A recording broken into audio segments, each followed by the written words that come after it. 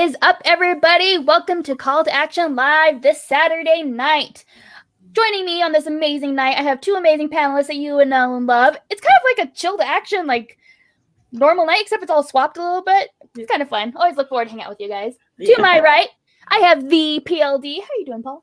I'm doing excellent as usual. It's chilled action on a Call to Action Live. I like it. I like it a lot. But we did shift it around a little bit. We had the Danny and you were switching places. I'm still in my spot, so as far as I'm concerned, I'm in charge now. That's right. We're all in damn trouble at this point. So I got to say about that. But I'm happy to be here. Thank you. All right. And then down below we have the amazing, talented Danielle. How are you? Hey y'all! Excited to be here. Happy Saturday. All right, well, we have so much fun stuff to talk about this evening. I can't wait to get started with it. But first, before we get too far into all the amazing action we had on Schmoedown this week, we do have a contest this time. We don't usually do contests, but we thought we'd dabble in it and see if we like it. We will be giving away a t-shirt. Your choice from Call to Action. It could be Last General Standing, Chilled Action, Call to Action. Just browse our TeePublic. Let us know which one you'd like for the winner by doing one simple task. We want you to tweet the link to Kevin Smith's GoFundMe with the hashtag #SmashCancer, and then let us know, particularly let Jake know in the chat once you have done that, and you will be entered into the contest. And by the end of the show tonight, we will let you guys know who won the contest. So it's going to be a lot of fun. I want to know what shirt they're going to pick. That's what I want to know. Yeah. Which shirt's going to win? Is a chilled action team, so I wouldn't be upset if you did chill. I did win the Last General Standing, so I'm not going to be upset if you choose Last General Standing or on call. I'm good with anyone pretty much. Absolutely. It's almost like a second contest. Enter the contest for also which show will win. Wow. 5 shows enter, 1 show leaves. Last show standing. Oh, we don't have a Schmoebates shirt, do we? I don't think we do yet. I should get one at some point for this. Yeah. We need to design a Schmoebates shirt. Mental note. We need to do Alex, paging Alex on that one. Yeah. If we hit a certain amount of Streamlabs, we will make Jake design a Schmoebates shirt. I always like giving Jake more work to do. It's always fun. Yeah. And Jake loves it. He's always like, bring on more. Bring on more work. I don't have enough to do. I'm tired. I'm lazy. I don't want anything else going on. I have absolutely nothing to do. All right. Well, the first topic I think we need to talk about for this week, one of the things with breaking news on Facebook recently, leading up to also some news that we got before the Snyder-Collins match, is the match that will be happening on November 13th. The undercard, as announced by Christian Harloff on Facebook, is Video Drew versus Jen Kemp. That's going to be interesting. I'm always here to see more Video Drew in action. Anytime Drew is on screen, she's entertaining. I know she worked her ass off studying this year, but she didn't make it very far in the singles tourney as far as that went. So it's good that she gets another shot to show what she learned this year. And Jen Kemp, similar. I've heard a lot of good things about her, but she didn't get to show too much yet. So I'm glad we're getting to see these people get a little more screen time than they have gotten in the past. It should be a good, fun match. I think they're both evenly matched up at this point. I have to think about who I would like to win, or who I think is going to win. So come back to me on that one. Absolutely. Danielle, what are your thoughts? I am excited to see Jen Kemp come back. The little bit that we did get to see her play, I'm going to need to see that epic puzzle wall, game wall a couple more times. And it'll be interesting to see her go against Video Drew, especially because I feel like they both might have a similar level of knowledge. It feels like they both could be right in the same place. I think that Jen would kind of play up on the character of Video Drew. I know we haven't seen Jen much, but from what I've seen from her, I think that she has it in her to pull off a fun character dynamic between someone like Video Drew. I think she's got a little bit of a wit to her that would counter Drew's randomness very well. So I think it'll be interesting to see them go toe to toe. That whole night is going to be fun. I don't know which card is which is the main match or which is the undercard for it. But either way, whatever matches we're getting on the 13th, all of the matches so far that we're getting on the 13th sound amazing and like a really fun time. So either way, I'm really glad to see these two ladies go into a match together. I think it'll be a toe-to-toe battle. I don't think I could tell you who would win. It's one of those toss-ups for me. I think it could go either way, and I think I don't know. It'd be interesting to see Jen Kemp pull a win. Well, it's interesting. I do want to say it is Jen and Drew are the undercard.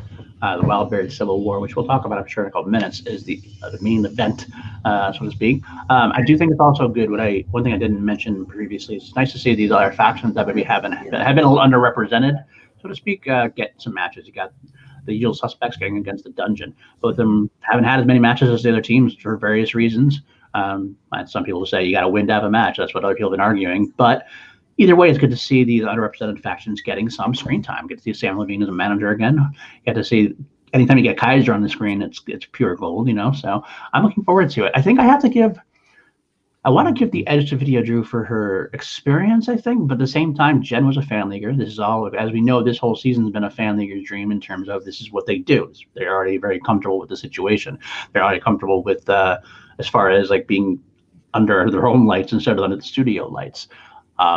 But at the same time, also, Drew is someone who I think would work better in a studio as far as, I don't know if intimidation is the right word.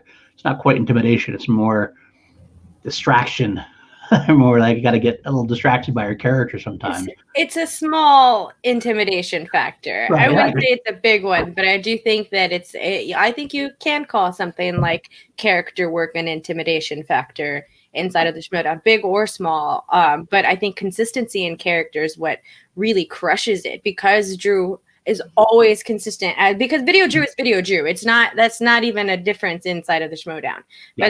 And that's what is always really tough to go up against inside the studio, is when that character is just constantly there. I think that can shake up someone as level-headed as I think Jen is. I agree. Yeah. I agree. I was gonna say, I absolutely agree. I think they are going to be a very interesting team up against each other. Their personality types. I think you're right. I think Kemp she's very witty and smart and funny. I think her banter with Drew is going to be awesome and hilarious. I'm excited to see it. Always excited to see ladies in the Schmoedown. I think it's going to be a fantastic match. And then, like as you said, Paul, Kaiser, Sam against each other. It's going to be funny. It's going to be a hilarious match, and I'm super stoked for it. One thing I like about this one also, in both matches in a way, Christian's found a way to make it exciting in terms of, it's not like the stakes are different stakes. This is not about a tournament. This is not about a belt. This is not even about faction points. This is nothing more than a fun set of matches. I mean, there's definitely, which we're going to get to in a couple of seconds, there's definitely in the main event, there's some stipulations that matter. So it's not like there's no stakes, but it's a different set of stakes. And I think it's kind of a breath of fresh air in a way. As much as the tournaments are awesome, and the tournaments are fun, and I love tournament season, and I love looking forward to a spectacular and what's coming at the end of the year for that. Sometimes it's nice to get a little different set of matches in terms. This fills that little niche there. So, and this is definitely full of characters. So I love this particular card. I think it's gonna be a fun time. Yeah, and like you said, a big opportunity for these two factions that really need points right now to get some points. Yeah, absolutely. Yeah.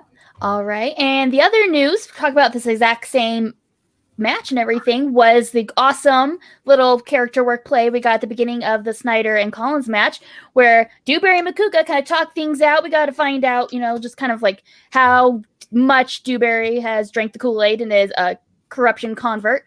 But Makuka got a call of some kind. Like, I don't know what that was about, but then he came back ready to agree to the match. So it is official.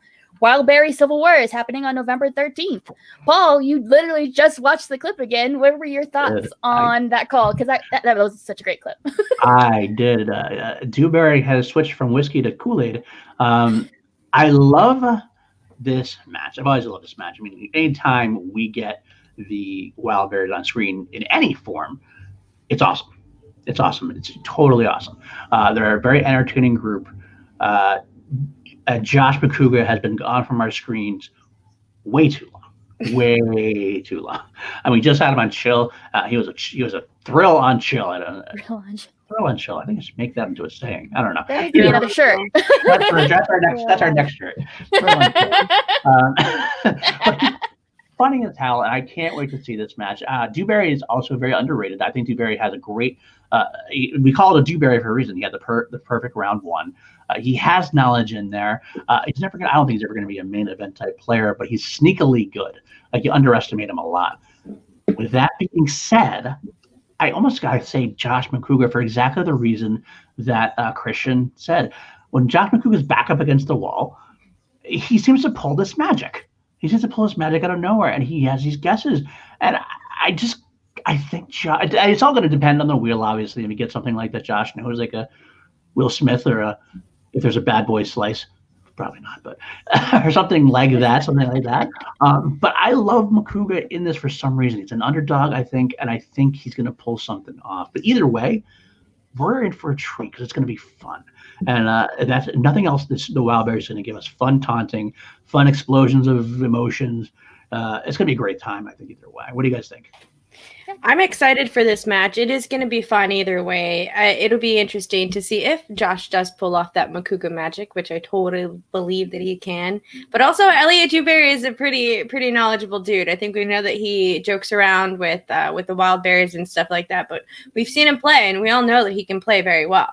So I don't think that we can really put Dewberry on the back burner for that. I mean, for a little while on this channel, we called a perfect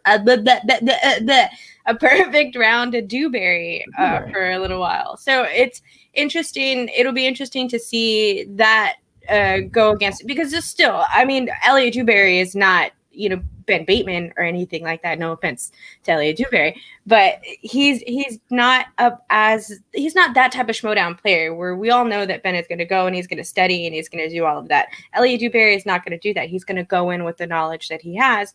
So I think either way, it's going to be a fun match to see. It's a retirement match. Does that mean that the loser retires, or is it just Josh's retirement on the line? After having watched the match again, maybe someone in the chat can clarify that. Usually a retirement match, it can be either or. There's been retirement matches where the loser retires. There can be just Josh putting it on the line.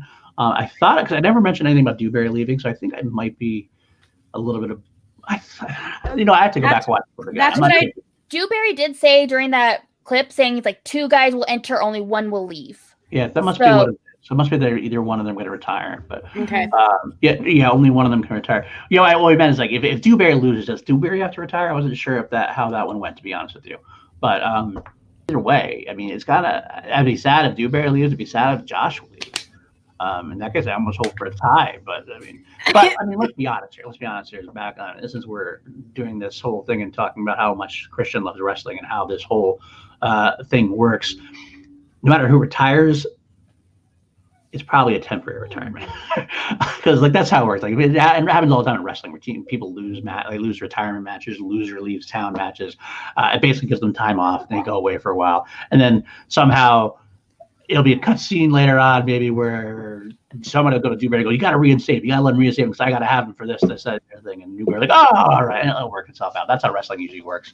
To be honest, how would you all feel if at the end of the match, the person who wins also says, "You know what? I can't do this game without the other one, so I'm going to retire also." And then I will cry. Why are you stabbing us in the heart, Danny? Yeah, you're evil sometimes. Maniacal. You're maniacal. Oh my God. Put those Wildberry nightmares in your heads over there. We do have a super chat we should throw up there. Ben Rayner. I'm heartbroken over this match. The Civil War doesn't feel right. Hope Josh could send it to Elliot. Yeah, I know what you mean, Ben. Thanks for the donation. I agree. It's kind of sad. But I'm still kind of excited about it. I did want to throw up there real quick. I'll say, by the way, Matt Lempicky, great show tonight for everyone. I'm so sad right now because we had to put my dog down tonight. Oh, Matt. I'm so sorry, Matt. I'm so sorry. Oh, buddy. Our condolences for that. We know how that feels. And, that's a bummer, man. I'm sorry. So, that'd be neat. Hopefully, we can give you a little bit of entertainment, at least to get your mind off things. If we can do anything, we'll try to distract you. That's true. And it is Brandon. She is. Trying. I'm not a heel. I am not a heel. I am a very nice person. Well, it's Friday the 13th is that match, so I'm very excited about it. I'm going to be here. I think I get the night off already, so I'll be here. I'll be watching. Friday the 13th. That November Friday the 13th. I like that day. I'm a fan of Friday the 13th days. Me too. I was always lucky on Friday the 13th. Everybody always thought that was a bad day. 13 is a lucky number. It's not a bad number. It's a lucky number. And yes, Brian, yes, Danny does know what a heel is. It's Alex. She does. She does know. But yeah, I'm super excited for this match. One thing though, like also someone in the chat kind of mentioned too, is like we still want to see a Makuga versus Video Drew match so bad. So he can't retire. We can't have. So I feel terrible rooting against Dewberry, but I have to see that match. So I want Makuga to win. So. That's actually true. I mean, I gotta say that that's not a spoiler from the Rom-Com Patreon match. That match was announced. Well, I mean, it wasn't really announced. It was in the future. That put out there. Drew, when they got back in the studio, that Drew, because we all want to see how Josh McCoy reacts to Video Drew in person. He was already kind of freaked out enough in a digital space. So I'd be interested to see. You know what? Here too. That's quite. That makes sense. If you do draw on Friday the 13th, that doesn't make a little sense. I like that. That does make sense. Oh, that's so fun. Why did I take so long to realize that? Oh my goodness. That's why Ben does the chat for us. He helps us see those obvious Thanks for pointing out obvious things to us that we don't notice. Well, I mean, to be fair, we did just hear about it right before we went live. That's actually the reason why we're late, because we wanted to confirm the news and figure it out and make sure that we knew 100% what was going on. So we did just learn about it right now. And Paul's still putting his mustache on, so that did slow us down a bit. Yeah. It fall off. It was like half on, half off. Yeah. Paul's got to put hair by hair. I mean, I might as well announce that on there. I mean, it is true. It can't have a mustache that's perfect unless it's fake. So that's what's got to be, I guess. So maybe it's a fake mustache. All right. Well, any final thoughts on that before we move on to our next segment? I think we are good. I'm excited about it. Okay. All right. Well, before we go on to our next subject, I'm just going to bring up our contest again for anyone who came in later. We are giving away a t-shirt tonight. So if you would like to try to win one of our mini C2A options of t-shirts, please tweet out the link to the GoFundMe. It's down below, but also Jake is awesome in putting it in the chat with the hashtag Smash Cancer, and let us know in the chat, specifically Jake, because he's the one kind of managing things, that you did that, and you'll get an entry into the contest. So please do that. All right. So our next area is, guys, we just experienced a freaking awesome tournament. I mean, it was a mind-blowing tournament. So I want to talk about a couple things. One, what were your thoughts about the final? And then two, what were your favorite moments overall throughout the tournament? Because this was a blast to watch. Danielle? First of all, I just want to congratulate the entire Schmoedown crew on getting through this digital season the way that they have. Big shout out to everyone over there, because it's got to be rough trying to go through this and trying to make sure that storylines are consistent and the fans are happy, and making sure that content is getting out there. And I mean, we love tournament season here at a reaction show when there's 4 matches a week dropping. We absolutely love it. I know it seems daunting to us sometimes, but we can't be grateful enough to the Schmoedown and everyone involved with it for giving us this content. So big shout out for a very successful singles tournament. It was a long, crazy one. I feel like they worked out a lot of kinks to figure out this digital space and to do this, even if we don't continue this into season 8 or anything like that. I genuinely hope we do not have to bring this into season 8. But if we do, I think that they have a better grasp on running the tournaments like this. And that's just what I want to say about that. But overall, going through this tournament, it was really interesting to see how it went down. I said it in the breakdown of the Collins-Snyder match. I'm more than sure that people had Adam Collins at the end of their bracket winning it. I've heard people say it before. I guarantee you no one had the second or the finals round the way that it was. No one had a perfect bracket. I want to see that bracket. If you have a perfect bracket, if you made a perfect bracket for this season, I absolutely want to see it. I need to see this shit. With the timestamp. You need a timestamp. Yeah, with a timestamp, 100%, because I guarantee you no one thought that this tournament was going to go the way that it went, and it's so cool to see it because we got to see a lot of people that we didn't expect. We got to see a lot of big names get taken down in the first round, which is in itself amazing, and it makes for a fun factor inside of the tournament. And then we got to see really amazing players and really got to see some player profiles that we hadn't seen before, like Liz Shannon Miller. Like, no one's gonna sleep on Liz next year, and then Corruption's gonna have a hard time picking 3 people to keep for their faction next season, because it's nuts to see what Corruption has done with Adam Collins. But overall, I cannot believe how wonderful and amazing this tournament season was. It big hats off to every single person that was involved, and to the managers, because the managers did an amazing job at keeping it fun and keeping it interesting and keeping it like more than just trivia. Like, the managers did that. Like, that funness that we got from it, like that banter that we got, that was Shannon, that was Winston, that was Roxy, that was Coy. Like, the managers did that. So I had a great time this season, and I can't believe that I'm saying that a digital season is probably one of the best tournament seasons that I've ever seen. So big shout out to everyone for that. I loved this season. It was great. Agreed, very much so. I think that this season, this is the tournament season pretty much. They had all the tournaments where have been good so far. I can't wait for the teams one now because of that. I would say we'll talk about some of the favorites we had in a bit. I'm just talking specifically about the finals and everything else. Collins, my God, I'm on the Collins train now. I mean, it took me a little while to get on there. I kind of was like, let's see what happens. He beat Roe, TK Roka. Okay, I want to see him on 5. I can't not pick him now until he loses. It's like I said in one of the other shows I do. It's like a football game. You run the same play until they can stop you. So I am picking Adam Collins and to win every match in the future of the Schmoedown until he loses finally. Because I got to run that way because he's not losing. He's just not losing. It's all a strategy.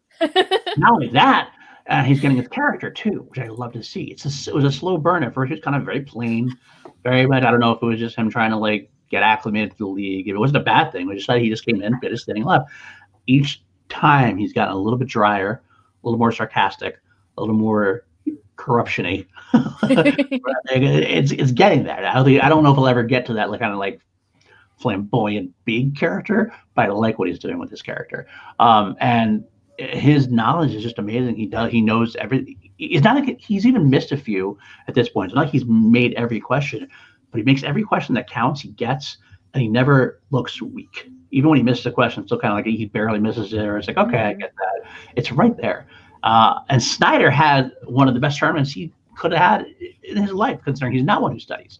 He really put the pedal to the metal, beating Irwin for Christ's sake, beating Paul Yama. He won a lot of great matches, and then he just went up against a buzzsaw. And the match was a great match, but Collins just did better. Snyder didn't even play a bad match. It's just that Collins was that damn good. I mean, I don't know who's going to stop this guy. I mean, I think we're going to talk about that a little bit maybe, but I'm flabbergasted at how good he is. He is great, and I'm so glad that Jeremiah Morris from the Action Army had him in the Action Army Generals Fantasy League, and he dropped him, and then I picked him up.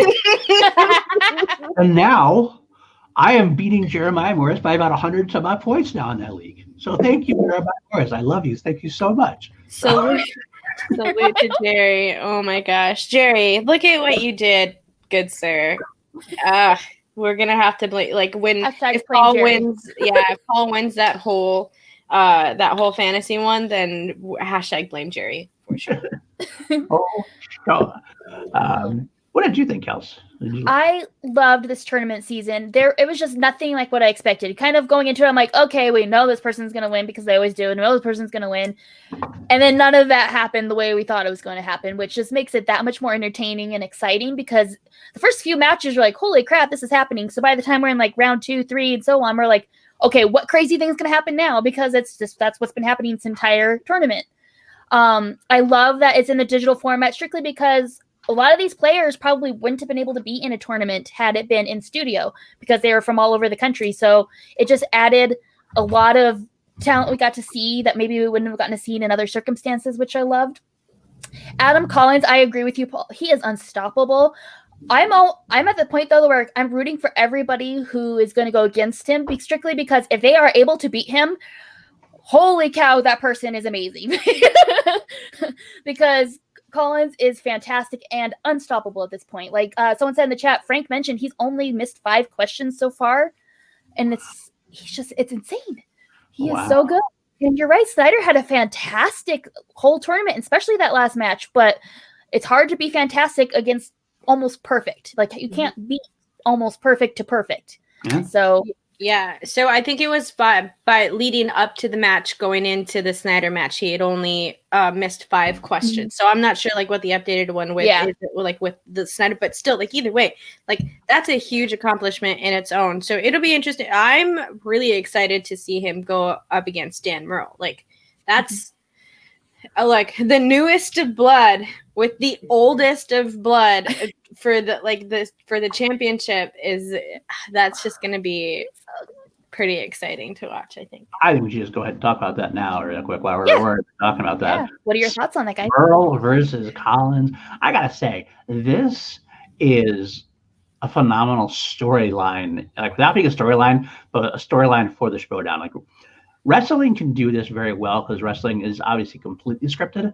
So this is something that way they would do in wrestling. You have the hot rookie, you have him win a tournament, you have him build himself up, and you build to WrestleMania where you face the champion. And you have the old guard versus new guard. It doesn't happen in real life. Like Schmoedown as much completely because it's of the reality to it. There's a real, the games are real. Yeah. This is like a wrestling storyline. It's actually how it works. It is the new class versus the old guard, the legend versus the hottest of hot rookies. You don't get that. And it's amazing that we're getting that. I mean, if this story continues also, I mean, I'm hoping that you get, I mean, if Deception does well in the tournaments, you could. Oh my gosh. This is and I don't see how they're not going to do well. I mean, Marisol is she's no dummy. She's good. She's good at what she does as well. So good. She's really good. Wow, this could be a team to deal with. This is like the half year of Collins in a way. It's almost like Collins could be player of the year and only play half the season. But that's how good it is. But up against the specific match, Dan versus Collins. At this point, like I said, I have to vote for Collins until he loses. If he loses in the tag team and the team tournament at some point, maybe I'll revise my opinion. But right now, I got to pick Collins over Dan. Now, that's not saying Dan couldn't win, because Dan could absolutely break hearts, destroy dreams, be the eater of worlds, because that's what he does. That's what Dan does. But it just seems like Adam is on this destiny train, and I'll have to see what happens. But as of right this second, I reserve the right to change my mind. As of right this second, on October 24th, I'm saying that we're going to have a new champion in December, and his name is going to be Adam Collins. Oh my goodness. Wow. Big words from big old PLD right over there.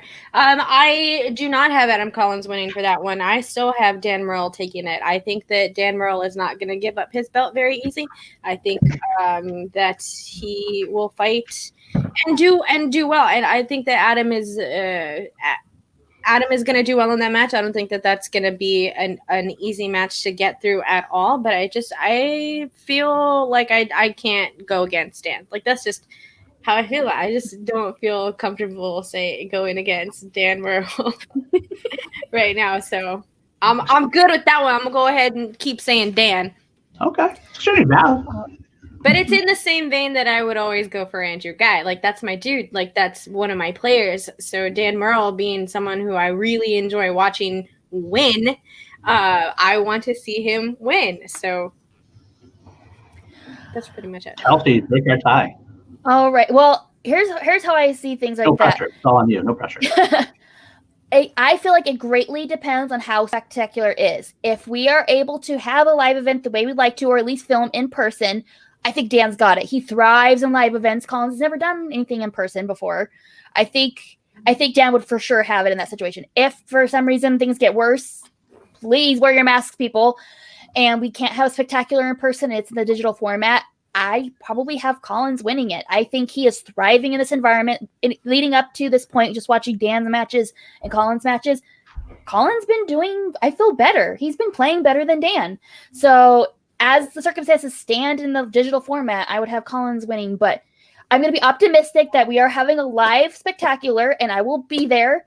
So then that means I have Dan Merle winning because I want to be there. You bring up good points, though, Kelsey. I got to think you bring up good points. First of all, it depends on that. I don't think we're going to have a live spectacular. I really don't. I don't either. I think it's going to be digital. I just don't think there's enough time left in the season to really get it all together. That party's saying it's going to be virtual. I missed that. I haven't watched. Didn't get a chance to watch this again. I didn't hear that either. Last I heard was from Let's Get Ready to Talk Schmoedown had interviewed somebody, and they said they were still very optimistic it was happening. So that was last I had heard. Yeah, it's already going to be digital. I kind of figured that was the case. That's what I was hearing anyway. So that does bring me even more back to Collins. But you're all right about Dan. He does have some kind of like chinks missing in the armor, because he's got this. He in the Founding Fathers match, Rocha actually played really well. And Rocha, it was almost that Rocha had carried them a little bit in that point. Versus Ben, I gotta say Dan didn't beat Ben. Ben beat Ben. That's what I feel like in that match. Like it was Ben's to win, and he lost it. So it doesn't say as much about Dan's consistency recently. It all depends. I think Dan doesn't know Adam Collins either. There's a lot of game tape on Dan. There's not as much game tape on Adam Collins. You can see the tournament, but that's still not enough information, I don't think. That's another reason why I still lean a little bit towards Collins. Yes, Dan is hungry. Dan is very hungry, but I think that I don't know, man. I mean, Danny, you could actually convince me still because Dan Merle is Dan Merle, but I already I can't make a liar out of myself. I said I'd get stick with Collins until he loses. So if he loses the tag team tournament, I'll reevaluate. But until then, still going with Collins. There you go. and even at that, when it comes to like the singles and the teams, I don't necessarily. I mean, a loss in the teams wouldn't count as a loss towards the singles. No, in the record, no, definitely. Record. That's the word that I couldn't remember. Record.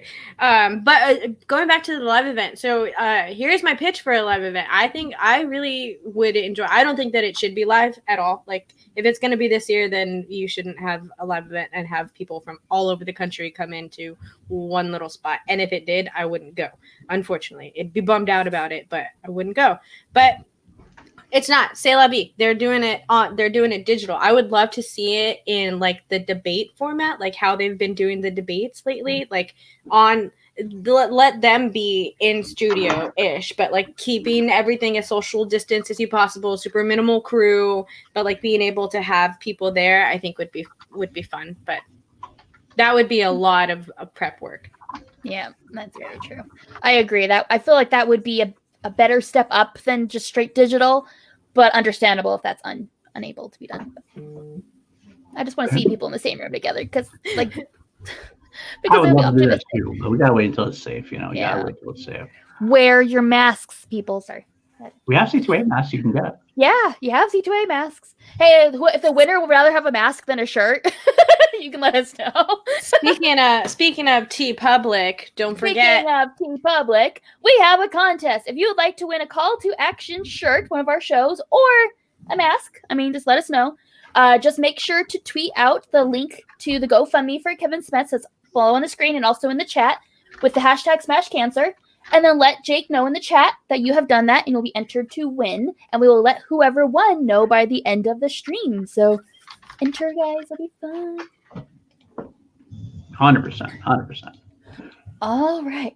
Any final thoughts on that before we talk about upcoming things that are happening in Schmoedown? Well, I think we actually have some stuff we can talk about in the tournament still as a whole. We kind of were heavy with Adam Collins for various reasons. Sure. There are other big, I want to bring up the tournament again just to glance over. Yeah. There's a lot of fun here. There's a lot of winners and losers that were made out of the tournament. I don't mean losers in a bad way. As far as like positives and negatives. It doesn't always have to be who wins the tournament. For example, Liz Shannon Miller, big winner this year. Yep. Mark Riley, winner this year from the tournament. Perry Nemiroff by beating Mike Kalinowski, winner as far as overall. Even though she only won the one round, I still think she's a winner. Jeff Snyder. Redemption Tour, might have lost the tournament finals, winner.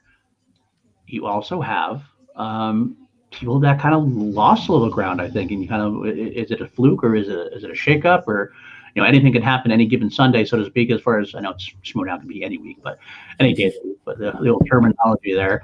Mike Kalinowski losing in the first round when he was supposed to be carrying Corruption to the finish line on his back. Him and Chance were supposed to carry Corruption. Mike didn't do it. Mike's out in the first round. Chance, Man of Destiny, loses out in the second round. Another one, Paul Preston. What an interesting concept. I'm just thinking about Mike Kalinowski and the risks that he took going into this, like dropping the Andrew Ghai match and deciding to go into the singles tournament because you want to sacrifice yourself for your faction and get these points, and then Perry Nemiroff comes with the fucking slasher kill and just dashes all those hopes and dreams. Like, what a gamble to take.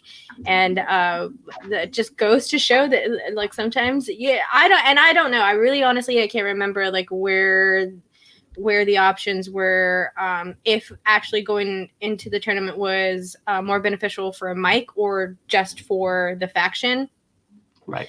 So that was interesting to see, and those big knockouts were a lot of fun. Watching John Roca get knocked out by Adam Collins, by Ricky, that was also kind of like, oh. Careful. He's going to call you out. He'll call you out more into the outlaw. Going out Ferris for happy belated birthday, John. That's right. But that's what it like. Watching these bigger names get knocked out so early in this tournament was such an interesting turn for the tournament to take, because we saw a lot of newer people in there. We saw all of these older, like, big vets inside of there, and half of them got knocked out in the first round. Yeah. You're right. I mean, like you were talking about Perry acting like Stone Cold Steve Austin to Kalinowski Corruption. Boom, Stone Cold out of the tournament. I actually almost felt bad for Mike. I mean, he gives up I don't know if a guaranteed title shot, but the way, if Ghai played against Kalinowski like he played against Bateman, Kalinowski wins that match and he gets the number one contender shot right there. Yeah. And that's a quicker road to the title than a tournament. Now, would KO have beaten Bateman? Probably not. I got to say, if I had picked Bateman versus Kalinowski, I'd choose that Bateman probably would have won. But still, one match versus trying to win a whole tournament. And you end up getting no points. If he had gotten like the finals and gotten Corruption points, he kind of be like, okay, I get it. It balanced out. It got the worst of both worlds there. And real quick, I thought this in the chat real quick. What is Jeff being redeemed for? Maybe redemption is a strong word, but he lost the title match. He was out of it for a little bit. I kind of feel like he didn't have as much respect as far as the singles go. He kind of gained back some of that singles respect, that run. That's what I kind of meant by that. He wasn't like in the top tier level of players. He wants to be in the top tier level of players. So he made a big statement by making it as far as the tournament. Redemption maybe too strong of a word. So, but it's still a story that I think he was a definite winner of the tournament. So I think I think, well, Paul, no, I think you're okay with using the word redemption in a way, because there's a lot of fans that gave up on Jeff Snyder after he did what he did in the Bibiani match, when he completely, like, we've never seen anyone break like that in a match. Never. And still haven't, but we have seen Jeff kind of do it again in matches. So redemption, I think it depends on how people still take Jeff Snyder, because I feel like a lot of fans gave up on Jeff Snyder from that point on, and watching him go through this tournament, go all the way to the fucking finals, and it just so happens that Adam Collins is on this magical run that he's on, and it was just unfortunate that Jeff Snyder had to go up against that, but redeemed in a way that, like, the fans know that Jeff Snyder just gets in his head. He's a smart dude. He knows how to play this game. So I think anyone who's watching can see how good of a player Jeff Snyder actually is. And so that's where I feel like you can say that he's got this tiny bit of a redemption arc going into it, because it's getting the fans back. He knows he's a good player. The people who run this game know he's a good player. It's the fans that need to get back on Jeff Snyder's side. And that's where I feel like that redemption comes into it. Yeah, I feel like he actually was going to be cheered. I actually feel like if he would have alive, then he actually might be cheered. Not something you think you'd say. I didn't really like her during her first season. Sorry. You guys were cutting out on my end, so. Oh, okay. Yeah. There we go. I think we're good. I think Kelsey, any favorite moments you had from the tournament? Yeah, I was gonna bring up mine. I had Chance winning the whole thing, so I wouldn't say necessarily it's a favorite moment, but one of those moments where I'm like, when he got knocked out as early as he or kicked out of the tournament as early as he did, I was in shock. I was disappointed, but then I'm like, so who's gonna take it? I had all my money down on Chance because he was the golden boy at that moment and like kicking butt in IG and everything. So that moment was more like a kind of a moment. Jeff getting as far as he did, I think, was definitely a highlight for me. I've always been a Snyder fan. Honestly, having him on Chill, I became even more of a Snyder fan, getting to know him a little bit better. Yeah. Like, he's awesome. He's a really awesome person. He's cool to hang out with. So I was really rooting for him. Yeah, watch Chill. It's a good episode. It's a good episode. Unbiased take on our parts, but... So after that point, I was like, had this extra little, okay, now that, Chance didn't work out, I was rooting for Snyder. I was very excited for him to go as far as he did. Mm-hmm. And I mean, it's a tough break having to go up against Collins, but he still held himself with that. And I could see the argument for the redemption thing too, but like Snyder's also just Snyder and he's awesome and he's such a great player. And I feel like that's forgotten sometimes. And yeah. We need to learn not to forget that. Real quick, I do want to say two things I want to say real quick. Bibbs versus Liz Shannon Miller was just a fun match, an amazing match watching that happen. That was just an amazing share of knowledge, and if Bibbs was going to get knocked out, that was the match to do it in. And also, one last thing I do want to say, another winner that I forgot to mention, Eric Zipper. He knocked TKO's Paul Preston, takes Irwin to the limit. I mean, it's just him making a statement that he is there, and if he's not, I don't think he's top tier yet, but he's knocking on that door at that point. If he can continue on that kind of rise, I'm very proud of Zipper. We like Zipper on the show too. Zipper's a great guy, so I'm happy to see him have that kind of success. Very fun. We do have a Streamlabs I want to throw in there on that from hashtag Ben's Boy. Ben's Boy. Ben's Boy. I love how Ben says that. So we got the last three singles tournament winners did win the belt. Sam Levine, Ethan Irwin, and Ben Bateman.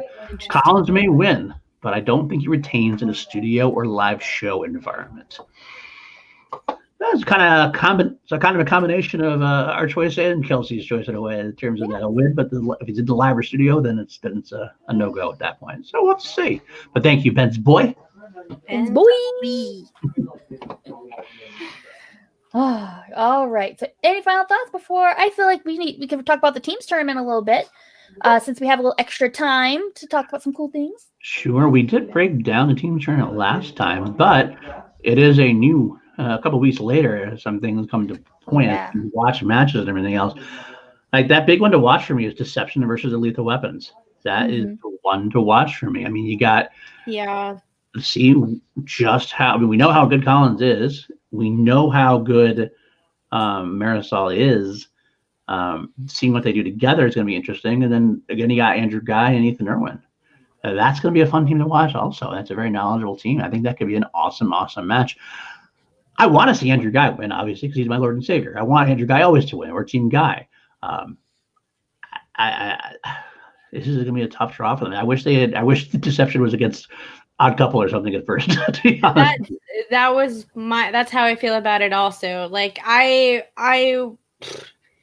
don't think any team in here is a throwaway team at all. I think all of these teams have the potential to be some pretty heavy hitters. But when I look at that roster of teams, and if there's anyone that I want Andrew Ghai and Ethan Irwin to go up against, Marisol McKee and Adam Collins are not the first team that I would want them to go up against. So it's a bummer I'm glad that we get to see that because I want to see Andrew Ghai go against bigger people because I just like to see Andrew Ghai play in matches.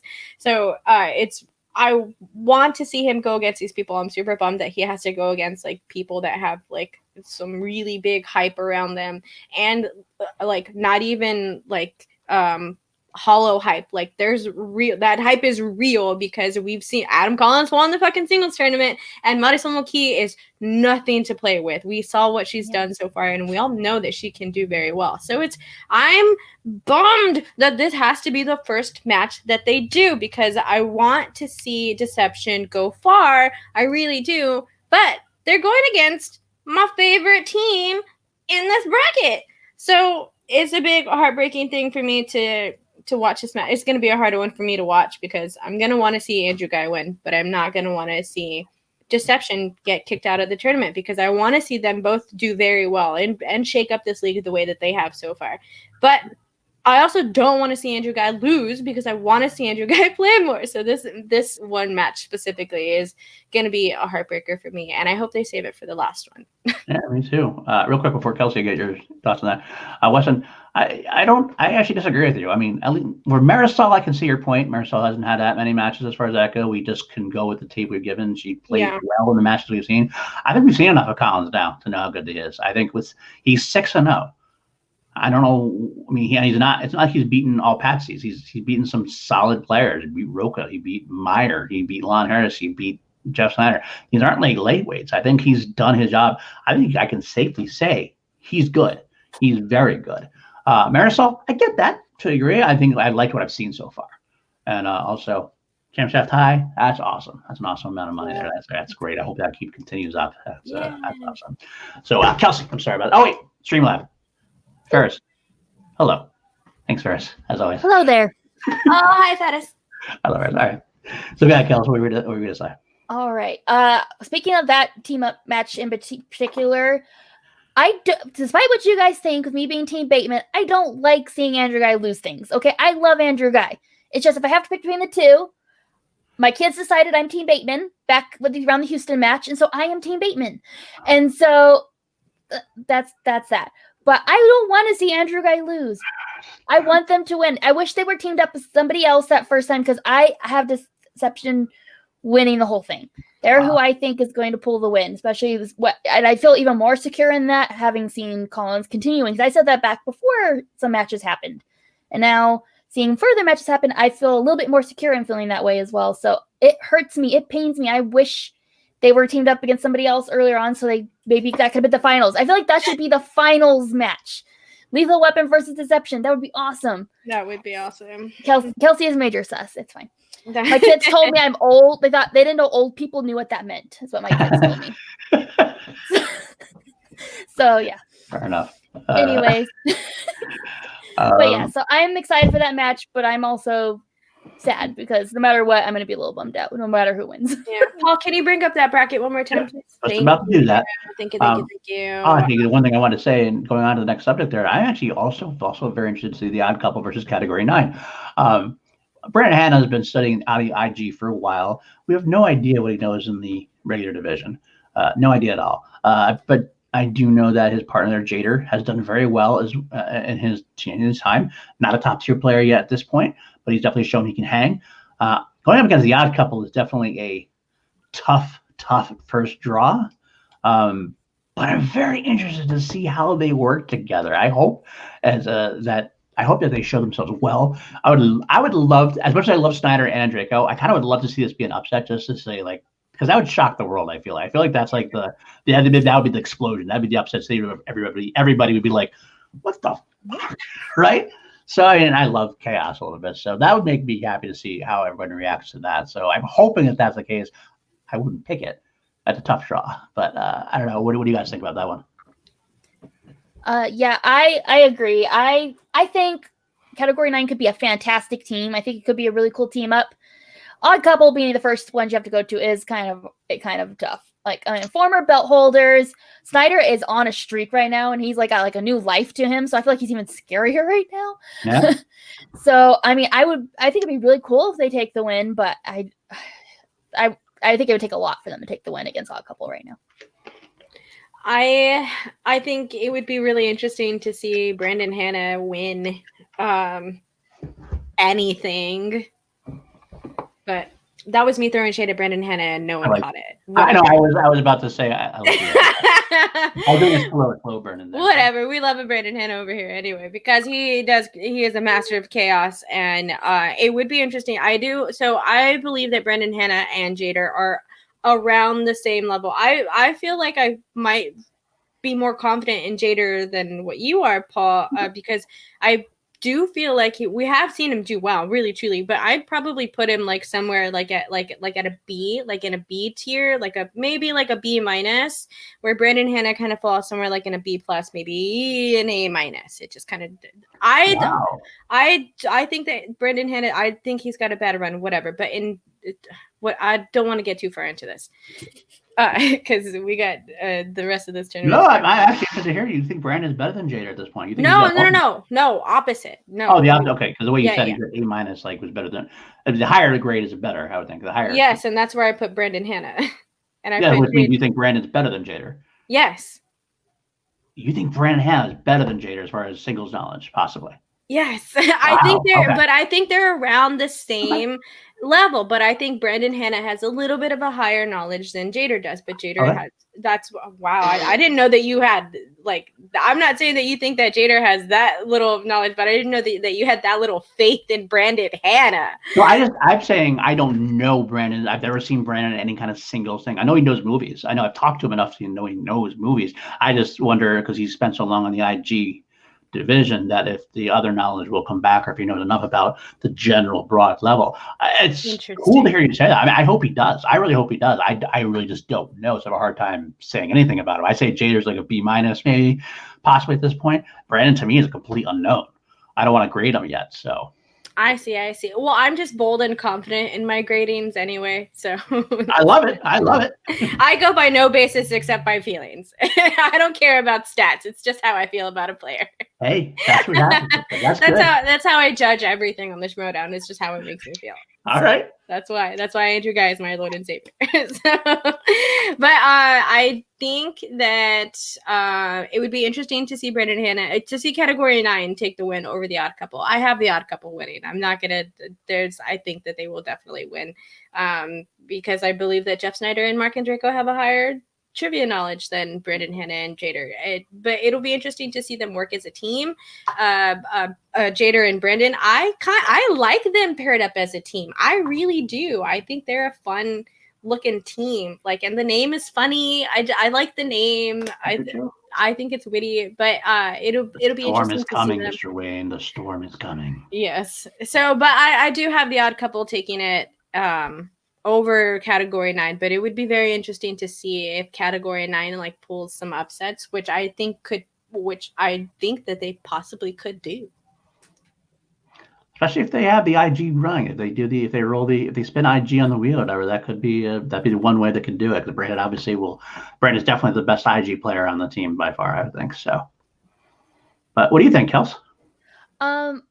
I kind of said my thoughts a little bit earlier, but I have a couple pulling the win. I think it's gonna be a close match. I think they're gonna be very surprising, and I'm excited to see Category 9 in future matches. But I do have a couple pulling the win. We do have a couple of Streamlabs real quick. Yes. I was gonna read those because I don't want you to censor them, Paul. Oh no, I'm already reading it too late. Jeremiah Morris doing it. It says final exam will win the team's tournament. Also, something, Team Ghai. Something. Thank you, Jeremiah, for doing. I love that. It's awesome. Also, Paul sucks. Hashtag Team Ghai. Hashtag Paul rigged the league. That's what losers say. That's loser behavior. Ferris also donated. Thank you, Ferris, again. Jake just muted me for saying Team Traitor, but I will not be silenced. With Kelsey. Jake, you heathen. I hate you and love you. Hashtag I agree with Kelsey's mom. Thank you, Ferris. Okay. That's a throwback to PLD projects. Okay. I don't understand this reference. So this must have been like a late night PLD thing. It usually is. That's what they all say. It's usually a late night PLD thing. Bingo. Well, you know what? Jeremiah did is donate and talking about Final Exam winning the tournament. Let's talk about that match. Let's see what they got. Final Exam versus Tom and Paul. This is gonna be a good one. I'm excited. There's so many different levels to this match. You have Paul, who is pissed. He got TKO in the singles tournament. He wants to do well. He wants redemption on that. You got Tom, who is always exciting to watch. He didn't make it so he lost to Irwin, but he's always exciting to watch. And yeah, he has a great base of knowledge, so you know he's going to be there. And Paul and Lon, first of all, we get Lon Harris. That's right there. That makes me want to watch the match. When you got Lon Harris in delinquent form, it's going to make me want to watch every match. But they had a great run in his final exam until they stepped up into the buzzsaw that was Shazam. So I'm interested to see where this one goes. I don't know if I have a prediction on this one yet. This one's tough. My initial gut says Tom and Paul, but I could be convinced otherwise because I don't know. Convince me. Talk to me, girls. Yeah. What are your thoughts, Danielle? I am super excited about this match. It's going to be fun either way because this is just like a fun group of characters. Watching Lon and Tom interact is going to be really hilarious. Paul coming back in, I do believe that Paul has that fire underneath him, especially if I'm getting knocked out in the singles tournament. But I still have final exam taking this. I believe in that team very much. I think Paul and Lon work very well as a team, and I had them taking it all the way. Like even when they were going up against Shazam, I still had them beating Shazam, and they did well throughout that whole run and stuff. But I really think that they're gonna put the pedal to the metal. I think Paul is also I just realized that there's two Pauls, and funny thing is, I knew what you were talking about. I know.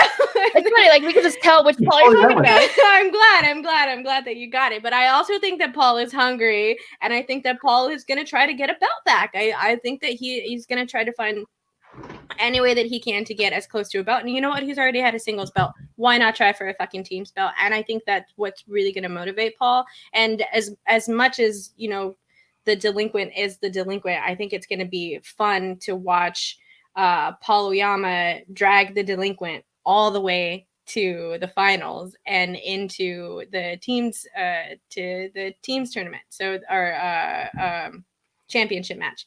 Right. So I think that would be such a fun storyline to do. I also think Lon is very knowledgeable and has gone through this. And I think because of the momentum of doing these matches and being so much in trivia and with everything that he's doing outside of the Schmoedown, I think it's going to I think what he's doing is helping him a lot more. So I don't think that team should be put aside at all because they're working. Paul, you all know Paul is putting in work to get stuff done, and Lon is doing stuff outside of it. So we know that Lon is studying. We know that Paul is going to put all of the pressure into it that he can, and I think that final exam is really going to crush this. I have final exam taking it all the way to the end. So all right, you're starting to convince me. Kelsey, what do you got to say? I think this is going to be a fantastic match. I don't feel like we've seen enough of Tom and Paul together. I think they have everything it could take to be a very solid, well-balanced team. I think there's, some mistakes maybe were made early on and things like that, but I think those are going to be quickly corrected. Also, any chance to see a lot more of Kate. I need to see more Kate. So if we could get them to go on. Yeah. But all that being said, final exam has been super solid, even especially in the digital format. They've been great. Lon, I just want to see Lon every day. Can we just have Lon have his own show on the Schmoedown network where he just complains about things and it's just, we just watch him stay on the side of a street eating trash food or something. I don't care. I just want to see more Lon. So I feel like this is going to be an awesome match. I do have final exam pulling it, but I would not be surprised if Tom and Paul pulled the win. It would not, I wouldn't be shocked or anything. It wouldn't be an upset or anything, but okay. I do have final exam pulling it. So you guys are not helping me at all. As Danny goes one way, you go the other. So I don't know what to say about this at this point. Once again, I reserve the right to change my mind. I think I still got to go. I'm going to go with Tom and Paul. For some reason, I think that Tom and Paul are a little hungrier. I think Lana has shown a little more weakness during the teams than I would have liked to see. So I think it'll come down to how much Paul Oyama can do. If Paul Oyama can carry them enough, then he'll win. But I think it's going to go Paul and Tom. That's what I'm going to go with. So there you go. Paul and Tom is my choice for now. All right, let's move on and look to the next match we got there. We should talk about the play-in match first. Play-in, yeah. Witching Power versus the Misfits. Wow, this is going to be, Zipper and Wit together, just alone, first of all, entertainment value-wise, is going to be amazing. They're going to be very, very fun together. I love watching those two play. And they go up against Witching Power. Which to me, I'm just going to say right off the bat, I think I give it to the Misfits, unless, I mean, this is kind of a weird answer. It always depends on the wheel, right? That's always kind of the fallback answer. So that depends on the wheel, but it really does, especially in this case. I really think that Perry and Haley both have similar knowledge bases. They both got that horror thing. I think they both have new releases. I think they don't have a lot of they don't share any. They share all their same strengths. If they don't get something that's their strength, I think they go down. They go down to the Misfits. If they hit something like horror, that could be a different story. But because there's only a couple of those on the wheel, whereas Zipper and Wit, I feel like Zipper and Wit have a little more as far as broader base goes. I'm leaning towards Zipper and Wit at this point. Yeah, I think this is the one where I am the most clueless on what I think is going to happen. I love those girls. I think they are a great team. I do agree that they have pretty similar knowledge base that we know of, so I could see that being an issue. I do feel like Adam and Zipper, I don't know why I don't like, balance each other out really well, but also I feel like they've been playing more in this digital format. Like we had Adam through the Star Wars tournament, we've had Zip showing up in singles and IG, things like that.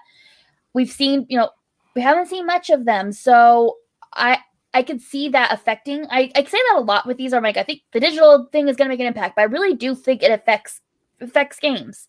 Right. So maybe the Witching Power will thrive in it together, but I just feel like Zipper and Adam are set up for success with this one. I just feel like that's kind of where things are going, so I will have them winning it. I agree with everything that y'all have said. I don't think that we've seen enough from Haley at this point to know for sure how the Witching Powers, or it's the Witching Power, right? The Witching Powers? Yes. Okay, cool.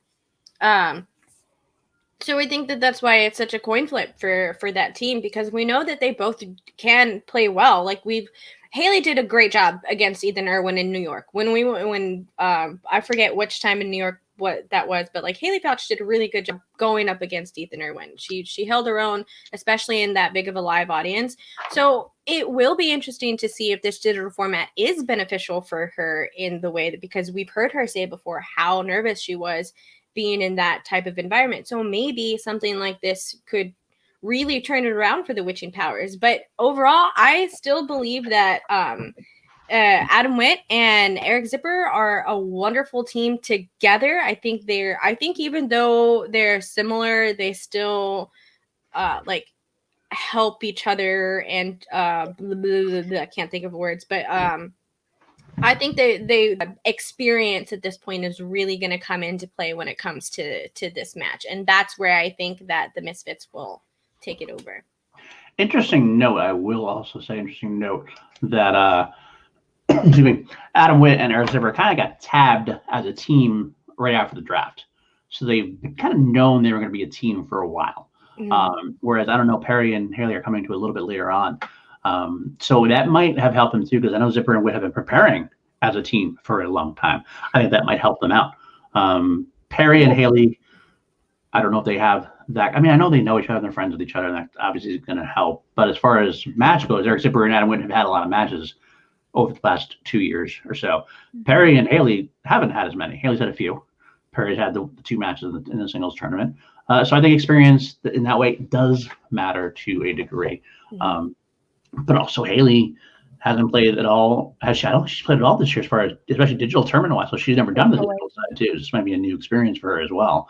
So that might bring rust as a thing, and especially when you're bringing rust and transitioning into a new environment, it could absolutely play a factor. So I think I love Witt and Zipper, though. I hope they do win too. But I love Perry and Haley also. But Zipper are my boys. We know them a little bit better, so it's I would love to see Perry and Haley like really fucking stomp this team. Like, imagine if they pulled like the biggest upsets and just completely took it all the way. I'd be totally down for that. Yeah, give me more Perry love, please. Like, I'm down for that. So, but Paul, when it comes to like experience and when it comes to not experience, but what's the word that I'm thinking of with your teammate, the camaraderie that you have, the relationship that you have with each other. I think you the what's the word? Perry and Haley have it. Like it'd be like if you and I went into a team and had to like go into any sort of team tournament. We are like, it's odd how much we know each other the way that we do. Like, and I feel like anyone who helps run, they've been working together for a long time, doing their podcast together and stuff like that. So I think that they have that good vibe to where they can connect through the internet like this and be able to work well as teammates in that stance. I think Perry's going to very, very much be there for Haley to guide her through this format, even though Perry's still kind of new to it, but she's done it more times than what Haley has. But overall, I still I agree with everything there. I'm just talking now just to talk. So that it's experience is really going to play the bigger factor in this match, I think. Well, a couple quick points. First of all, AJ Lancaster, Haley is one of my top underrated players. I've got faith. I get that. This is a good point. Haley might get experience by being in the horror free-for-all. We don't know yet. They haven't announced who's going to be in it. I kind of was starting to wonder if they're going to announce anything. It was all going to be a surprise. But some people, like Dean says, Perry and Haley are both in the free-for-all. But you know what? I don't know. Like Brandy says, I don't know if that's true. I don't know if they're both in it or not. I mean, because Bibbs is a horror man. So there's only two per faction. I don't know how you could put both Perry and Haley in there and not put Bibbs in there. I mean, Bibbs is not only a horror man, he's a free-for-all man. I mean, that's like, this is both. This is his match. Right. So I would be surprised actually if Perry and Haley were in. Although I did say this, I think earlier when we were talking about, we were predicting who's going to be in the horror-thon. I think it's going to be Haley and not Perry though, because I think that I almost feel like Coy's in his head going, all right, we'll give Perry the singles tournament and we'll give Haley the horror free-for-all kind of thing. So I'll have to say. But you know what? That's true too. Franco's also a big horror fan. Maybe it's Bibbs or Franco. There's a lot of horror fans in that faction, so it would be a hard. I still envy Coy for having to make decisions like that. Be like, hey, there's 7 people in your faction that want to play a horror match, and you have 2 spots. How do you make a decision? You know what I mean? Right. I'm excited. So yeah, we are going to talk a little bit about the horror-thon, but we should probably actually finish the teams tournament thing first. Match. The winner of them faces the Founding Fathers. So that was my cat. I don't know if you heard that. That was my cats fighting each other. Also, there's big hissing going on. Oh, that's right. The Founding Fathers kept their match against one of the 2 rookie teams in terms of teams that have been together before. I'm very, very interested to see how they play. First of all, to see where Dan is, because we kind of mentioned before, Dan has shown some, I don't know if this is weakness. It's not weakness necessarily, but it's some chinks in the armor, like I said. And then it's interesting to see where John Roca is. John Roca, after getting TKO'd by Adam Collins, he's hungry. But let's see where he goes with that. I don't know. I mean, I can't, against teams there, I got to pick Founding Fathers over either of those teams, to be honest with you. But I got to go Founding Fathers, I think. Yeah, I will admit that I had a stoner moment and completely forgot that the Founding Fathers were in this tournament. So I retract my statement earlier about Final Exam winning this tournament, because I think John Roca is got a fire underneath him right now, and we all know what happens when John Roca is ready. And I think depending on the outcome, no, never mind. I was going to say depending on the outcome of the singles, we'll see how Dan is, but that's going to happen after. So that wouldn't even matter. So yeah, again, it would be what type of mindset are Dan and Roca in? If they're in their heavy hitter mindset, them 2 together are a fucking powerhouse. Like I love the name the Founding Fathers. I really do, because I think it states a lot and it holds a lot. And I think it names, like when you name something, it really means something. And the 2 of them together know that when they play a game with anyone else who's playing the game, those other people are playing their game. So if they go in, if John Roca goes in as the outlaw and Dan Morrow goes in there as the GOAT, there's absolutely no way that anyone's going to stop them from this tournament, because they're going to want those belts back. There's absolutely no way that they're not thinking about getting those belts back. That is what is completely going to take over them. And I think that John is really going to try to fight to have him go against Adam Collins again, because I think that on that side of the bracket, we all pretty much feel like Deception would be the one to take that side of the bracket. So if the Founding Fathers take that side and then Deception takes the other side, that's going to be so much fun to watch also, because that's going to be John Roca going up against Adam Collins. And I love the little quips that Roca keeps putting. Like anytime someone mentions Adam Collins, like John Roca always has to say something salty. And it's so much fun to listen to. He's doing that so well, because I really hope that ends up being the outcome of it, where we get the Founding Fathers versus Deception. And it would be a lot of fun. I'm sorry to everyone for this next statement, but it would be a lot of fun to watch the Founding Fathers whoop on Deception at the end. Wow. Like imagine if throughout all of this tournament season, we've seen all of these rookies go all the way doing all this cool shit that they've been doing, and then all of a sudden at the end of the team tournament, Dan Merrill and John Roca are like, hold up, little ones. Wow. So, yeah, that's very out of character for me. I'm sorry. It's okay. It's okay. I feel similarly, where like I think when Founding Fathers lost their belts, it was kind of like, not that they needed a wake up call, but like a little like, yo, we've been unstoppable and we just lost our belts. We need to tweak some shit. Not that that's very much, just, like just working on like, okay, so the other rounds that we don't normally have to do, maybe work on the speed rounds, practice some things, tweak some stuff. I think they're going to come back hungrier than ever. I think they're going to come back having trained, practiced, worked on things, figured out stuff. There will be a force to be reckoned with. I do have them winning that whole side of the bracket because I feel like they are just going to be unstoppable. And I do feel Adam Collins and Marisol will stop them. But I'm with you, Danielle, though, where that's the match I want to see. I want to see those two teams against each other because it would be amazing. That's the match I want to see for sure. That's the match I want to see. All right. I guess good. We can go move on. We can talk about the horror free for all a little bit. Look at what Danny says in the chat. Sorry, Danny. We didn't tell you, Danny, but we're doing some tweaks to the channel, and we're now Outlaw Nation. Sorry, buddy. Danny, I was very quiet. Yeah. Danny, I was very quiet. I just wanted to know that. I was very quiet. So this kind of training, play chill.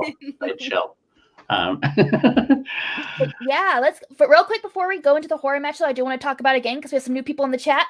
We are doing a contest where we are going to be giving away a call to action t-shirt. You can pick from our Chills shirt, Last General Standing, look through our TeePublic, pick a shirt. If you win, and you will be sent that shirt. How you can win is tweet out the link to Kevin Smets's GoFundMe and do hashtag Smash Cancer. And then all you do is put in the chat, let Jake know, hey, I tweeted it out, and you'll be entered to win the contest. So do that if you like to win prizes. I like to win things. Even if you already have a call to action shirt, you can get another one. Like you could do the chilled action shirt. You can get a chilled action shirt. And we also have like a little hidden contest going. We're trying to figure out which show is gonna win by being chosen. Is Chill gonna win? Is that the show that's gonna be chosen? We'll find out. We'd all be okay with that though, because it's okay. We'll be fine. We're both on both of these shows, so we'll be fine. So before I would we prefer there to not be a civil war going on and call to action. And they're done that. Never fun to win. Before we go to the horror, I actually have some about the horror-thon, some chat questions I want to bring there. Lucky Leo Logan. I love this guy. I love that name, first of all. That's a great name. I love alliteration names. Lucky Leo. That's what I'm going to call him Lucky, because he always seems to have everything in his head. He knows exactly what's going on. He knows the pulse of the Schmoedown, what's going on.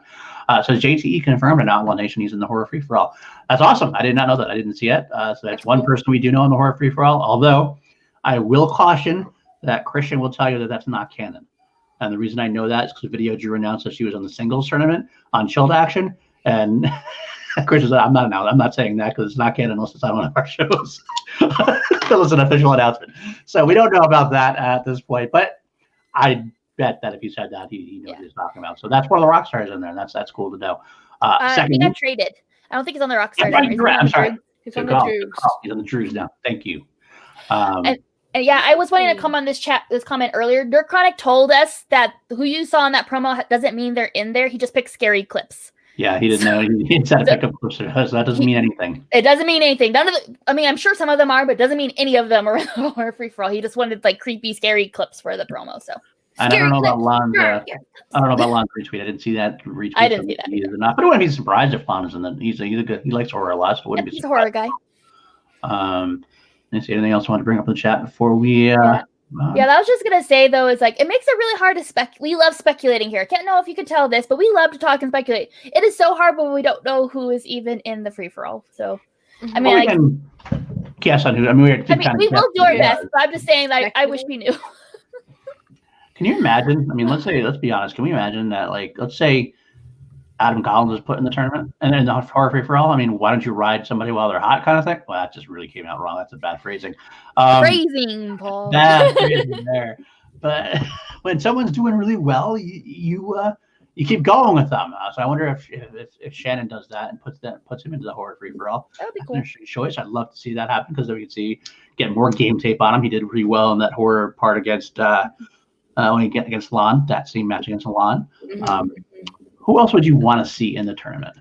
Or not tournament, I'm sorry, the free for all. We kind of talked about it briefly earlier. I just can't imagine not having Bibbs in this. This is made for him. He is a big horror guy. He is the horror guy. He's also the free-for-all guy. And I just feel like it would be a big miss for him not to be in there. And honestly, he's who I probably would root for to win if he is in it.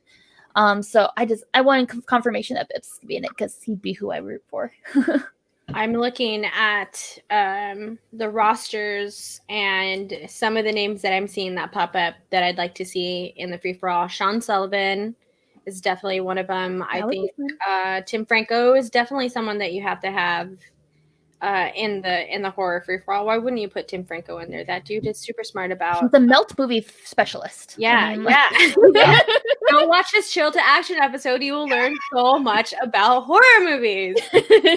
It's really good. We are totally driving that advertisement today, aren't we? Might as well just put the chill background on and change all the colors. Be like, okay. Good show, y'all. Watch it. Let's see who else.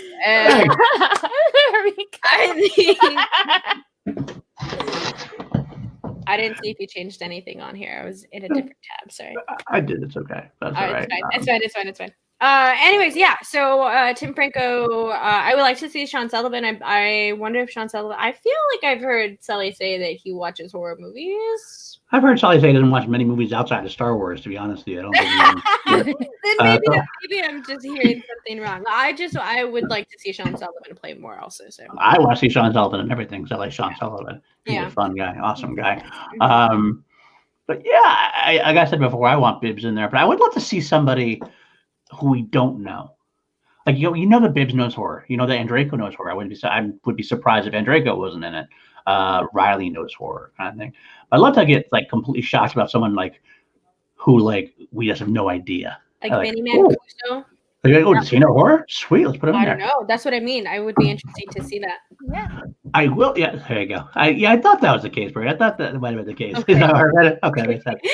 Or is he? Is it a secret? He's like, I'm gonna be in this tournament and no one's gonna know it. And it's like, boom, he's there and he takes the whole thing, and we're like, we had no idea.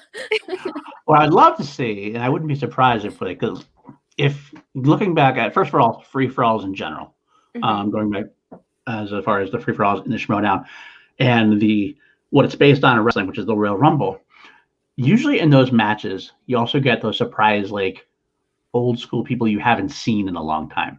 It's like for example, like it'd be some wrestler who's been retired for 20 years, and all of a sudden he'll pop up and like it's a big pop because people get excited seeing them again, you know. So I wouldn't be shocked at a Skybound event horror thing if someone comes back that we haven't seen in a long time. I don't know who that necessarily would be, but I mean like Clark Wolf. I would love her on the desk, honestly. Like if Clark was on the desk, that would be so cool.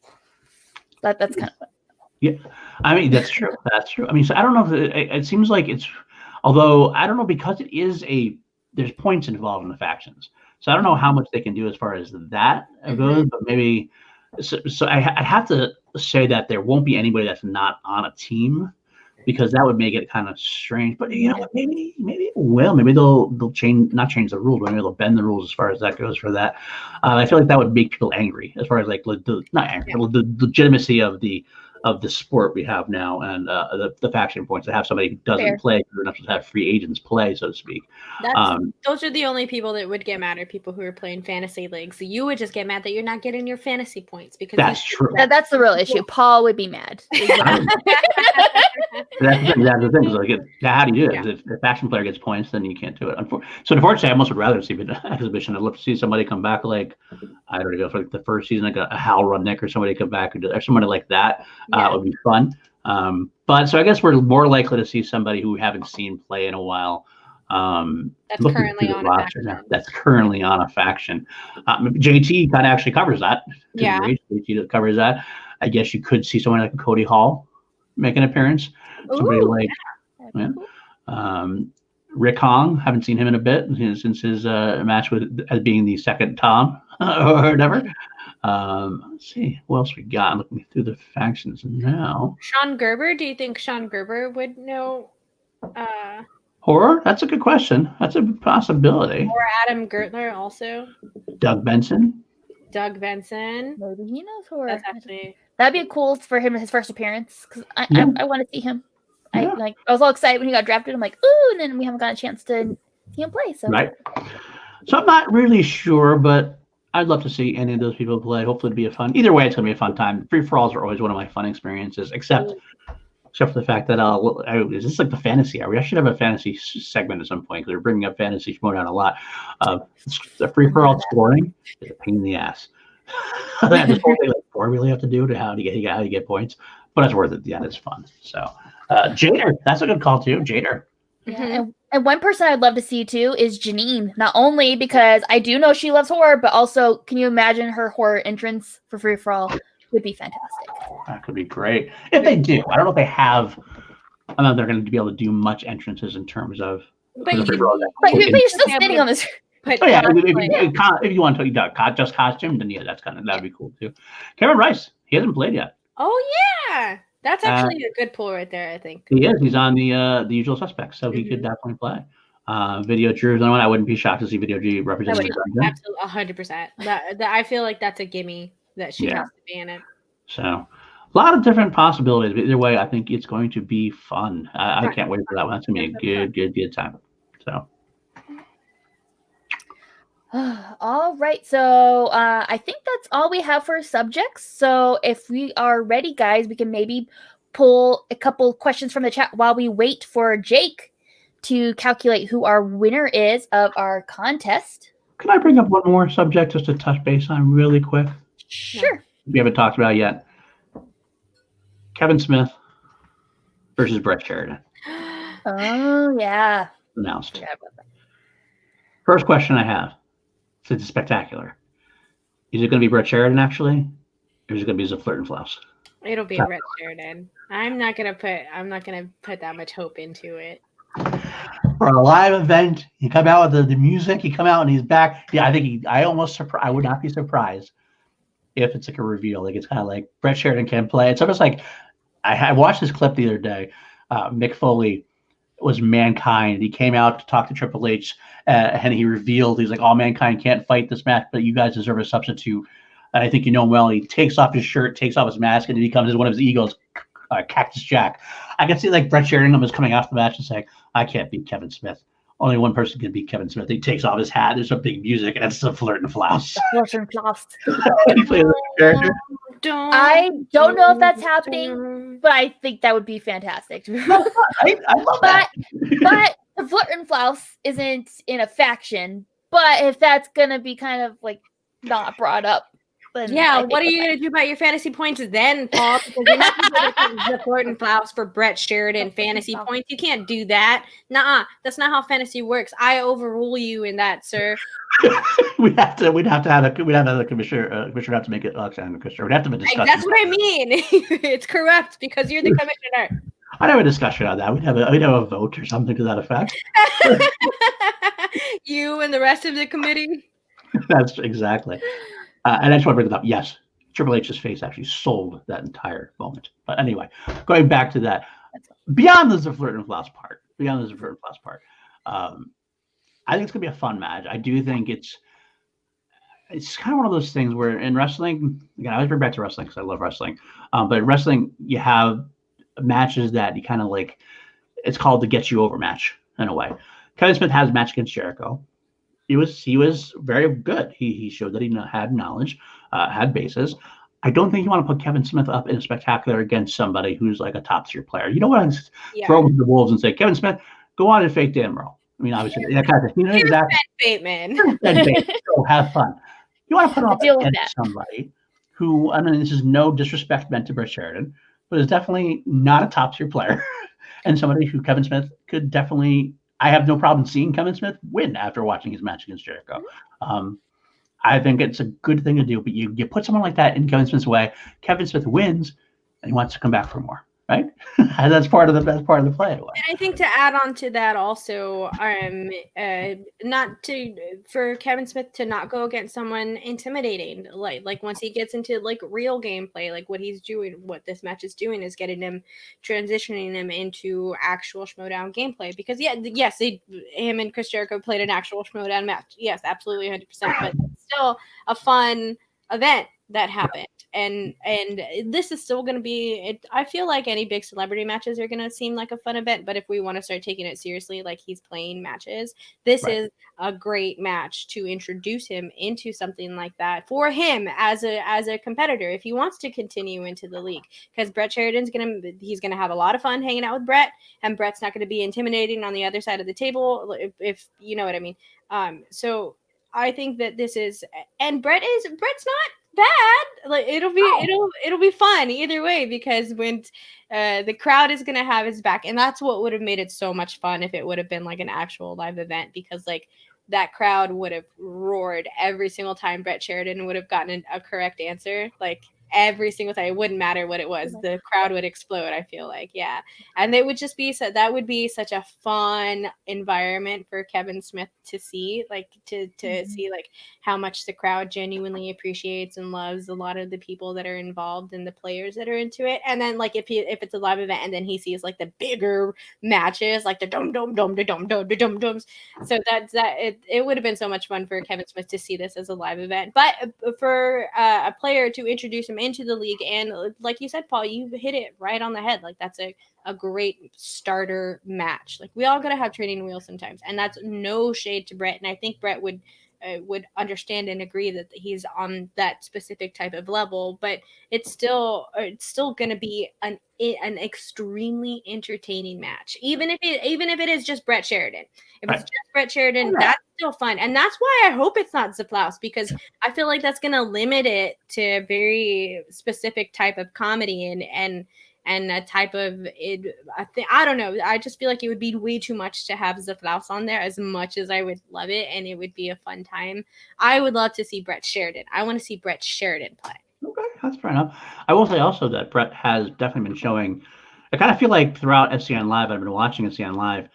He's been showing more and more knowledge in, as far as like, it seems like he's definitely not, I don't know if studying is the right word in this case per se, but he's definitely been gaining knowledge as far as movies go. So I think he could put up a decent fight. So we'll have to see how that works. But I'm loving the match. I think it's a great idea to have spectacular.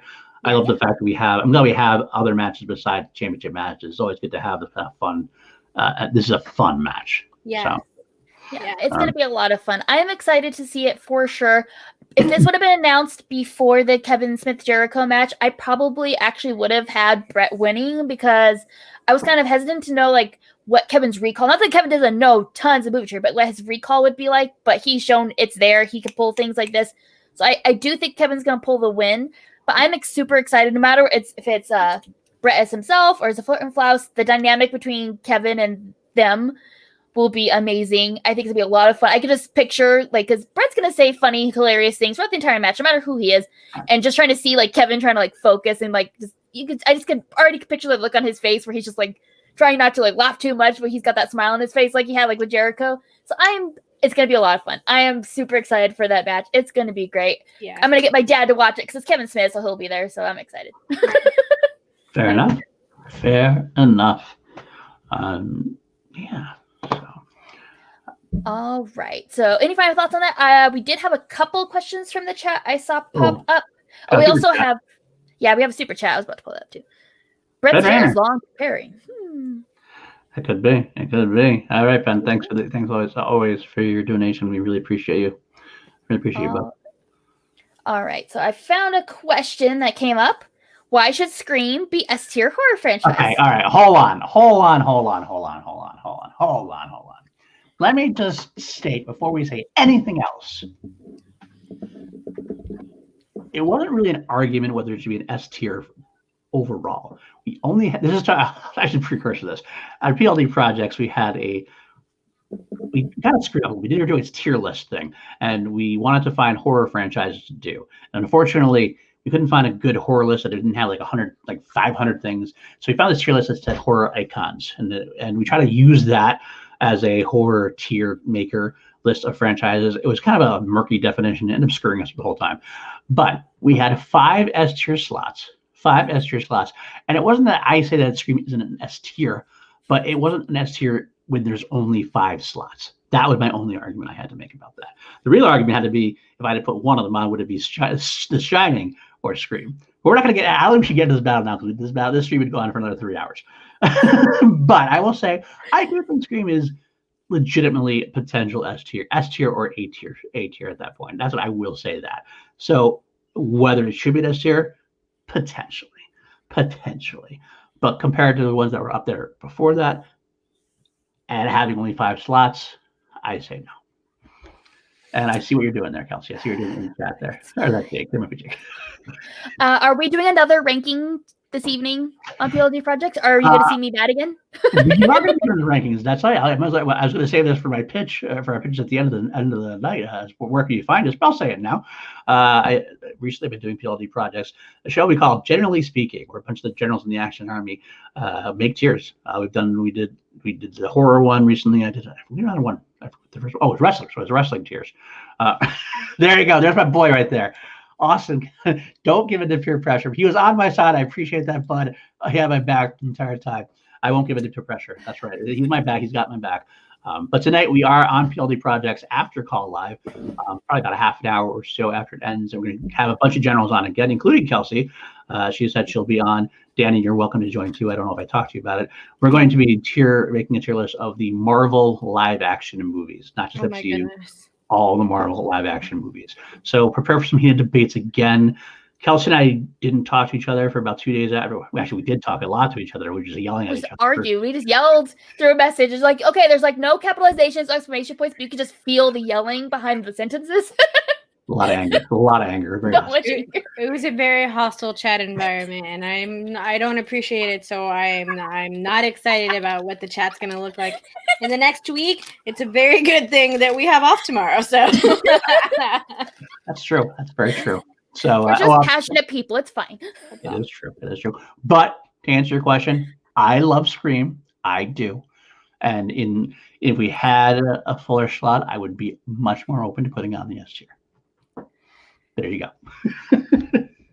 All right. I am not seeing any other questions in the chat. Just lots of agreeing with me with the Scream S tier stuff. So I think we might be ready to pull Jake on screen to find out who won. You guys ready for that? Yeah, let's do it. All right. Let's get him on the screen. I'm button pusher. I forgot about that. All right, there you go. Oh, Jake. Hi there. How are you doing? I was doing a lot better till you started talking about Scream, you fuck. Well, that happens. It does happen. It happens. That's what the chat's going to be like for the next week, and I'm not ready for it. Hostile. All right, Jake, you're going to have you're going to randomize this and tell us who won the shirt, correct? Yeah, let me see if I can share the screen. Let me see if this works. Big shout out to everyone who spread that. Thank you so much. Thank you. Thank you for participating. We really appreciate it. Yeah, Brian Nussbaum, Austin, Ben Rayner, PC, Malcolm, Brandon Buck. What's all those names? Jeff, you fuck. Good old crew right Weston, there. John, Party J, Joe, Ferris, Dean, Jeremiah, some guy named AJ. Cam, Meowthana, and Brandy Parker. That's who's in the running. Okay, So I'm going to go ahead and click it. Randomize. Okay. There you go. Let's see what happens. Drum Random. roll. Winner is Brandy Park. Brandy Parker. Brandy. Brandy. I am so happy. You were right. You did deserve it. She said in the chat, she's like, what do I get? I deserve it. And look what happened. You put those thoughts out into the world, and then they come back to you. Well, Brandy, so you get to choose which shirt you want. You want a call to action shirt? You want a chill to action shirt? You want a last general standing shirt? Do you have any other ones? I don't think we have the classic, like the original chill logo where it had like the cross out. We have that one. I think that's the only I think it's the only ones we have. I'm gonna throw this out. I'm gonna throw this out there, and this is I'm just maybe instead of a shirt, if you don't want to get a shirt, if you want to get masks, you can get two. Yeah, I'm fine with that. If you want a couple masks, is that your answer, Brandy? Is that your answer? If that's your answer. We're all happy to do that here. So sweet. Absolutely. Get a chill to action shirt. The chill to action shirts are green. I love them. They're so good. We'll get in contact with you about sizing and shipping and stuff. So. You know where we are, Brandy. You talk to all of us here. So. Yeah, you know how to get a hold of us. Definitely. So, thank you so much, everybody. Thank you for playing. We'll hopefully do more of these because we'll figure out new contests. Maybe we'll do some things on Twitter and stuff. Contests are fun. We want to have fun. It's very true. So, all right, guys. All right. Yeah, I think that's our show. I think we're ready to call it a night. So let's get some plugs and then we can go and then argue about Marvel movies for a while. So all right, Paul, where can people find you?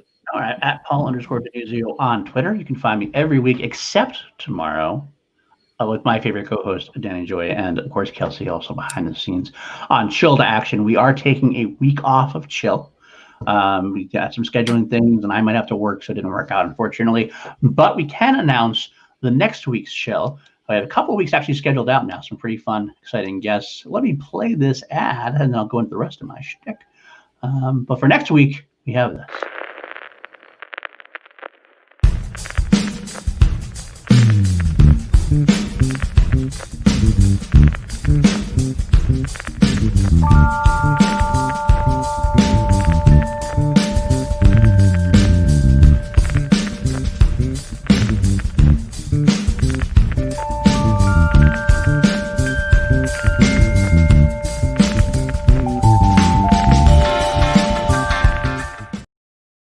I clicked the wrong clip, Cat. I had one that said next week, and I pushed the one that's this week. Next week, guys.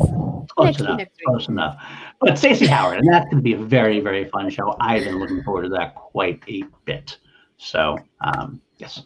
Regardless, the rest of the thing you can find me on real quick. You can find me on Action Industries YouTube channel doing class action on a weekly basis. Also producing Ben and Drew every weekend for all of their fun stuff, and producing for Brad Gilmore and Jen Sturger's show coming up next on the SCN Network. A fun one this week. The Halloween one's going to be a lot of fun. I have a very, very interesting segment I told these guys about before the show began.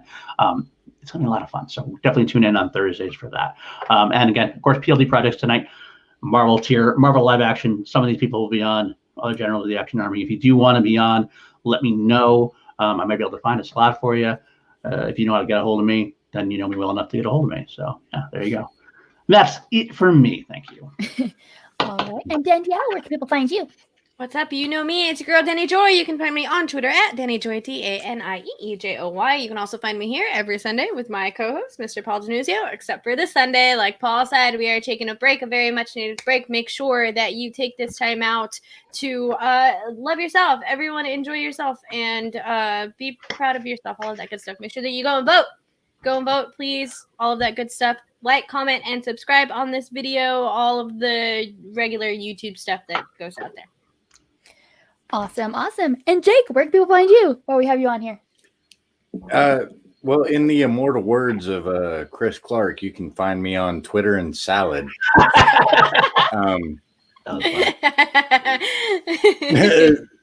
You can find me on Twitter. It's JAKEIACOVETTA. I'm around. You can find me. You can find me. All right. And you can find me at Kelsey Kids 90 on Twitter and Instagram. You can also find me every Sunday, except for this Sunday, helping out on Chill. But it's nice to have a Sunday off because it gives us extra prep time for Stacey. I'm so excited for that one. Gonna have my wine ready. Gonna have my sunglasses. I'm ready. It's gonna be so exciting.